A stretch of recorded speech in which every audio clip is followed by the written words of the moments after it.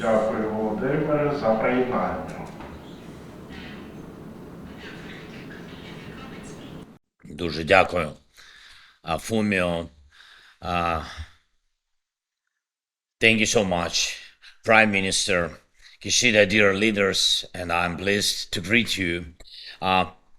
First of all, I want to thank you on behalf of all Ukrainian warriors, every Ukrainian family, and our entire state for your incredibly significant support. Today in Ukraine is the day of the armed forces of Ukraine, the day of our defenders, the sons and daughters of the Ukrainian people who are now on the front. Ukraine can defend itself powerfully and repel Russian assaults, achieving necessary results thanks to your support.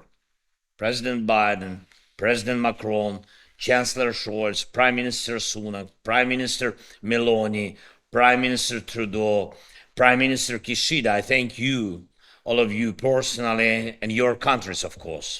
Today, due to scheduling specifics, there are no leaders of the European Union present, but I also want to acknowledge their support, President Michel and President von der Leyen.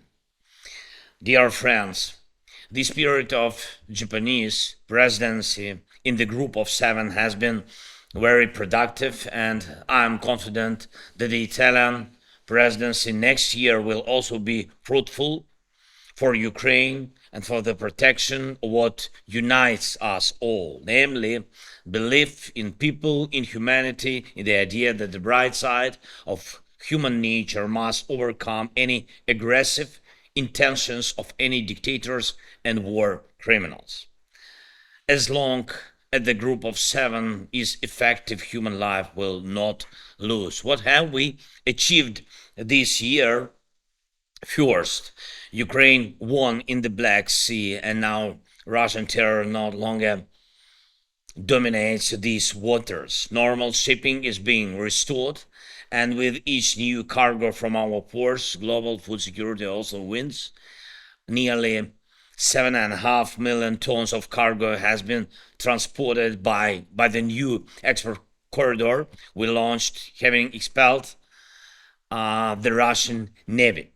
Second, this winter we have a chance to win the battle of energy. Last year, Russia tried to strike Ukraine with a blackout, their missiles and Iranian Shaheeds, which became a weapon of Russian terror, tried to destroy our energy infrastructure. Now we are strengthening our air defense, particularly with your support, of course. And if we continue to do this, if we withstand this winter energetically, Russian terror will suffer one of its biggest defeats.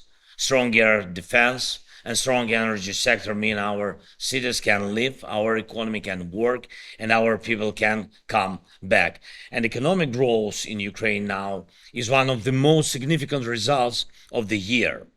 Let's strengthen it. Third, Putin plans to simulate re-election for a new presidential term and to quell growing Russian dissatisfaction with the war results. He has significantly increased pressure on the front. But our warriors withstand the attacks. Putin has not won any operation this year. We maintain important bridgeheads on several directions on the front line and are preparing for the next steps. And the long-range capabilities help, and long-range capabilities will help a lot. We have a realistic action strategy, and it is our efforts, with your support, of course, that can ensure Ukraine's success on the ground. Fourth, we must win the battle for motivation, the motivation of our people and all of Europe. The ongoing battle is not just about the fate of Ukraine, it's about Europe. And that's why we are working so actively to get the green light from the EU regarding the start of association negotiations. We are implementing all necessary reforms, including anti-corruption ones, and I think our partners for the relevant assistance and advice. Ukraine has fulfilled the European Commission's recommendations, and by the end of this year, we will adopt all the decision we promised.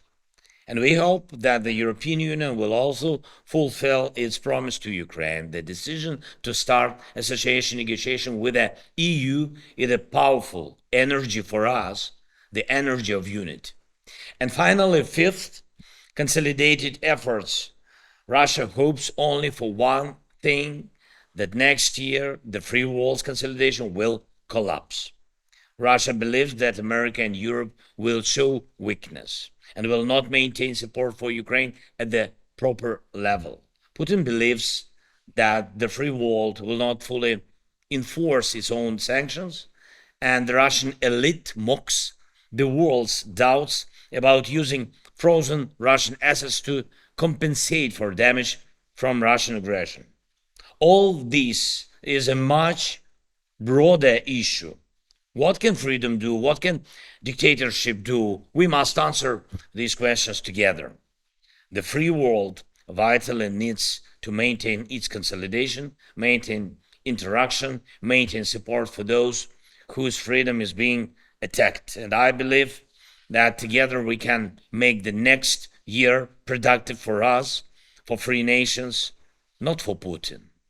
Ukraine has strengths, and I ask you to be as strong as you can be and as freedom can be. Thank you, all of you, your people, your nations.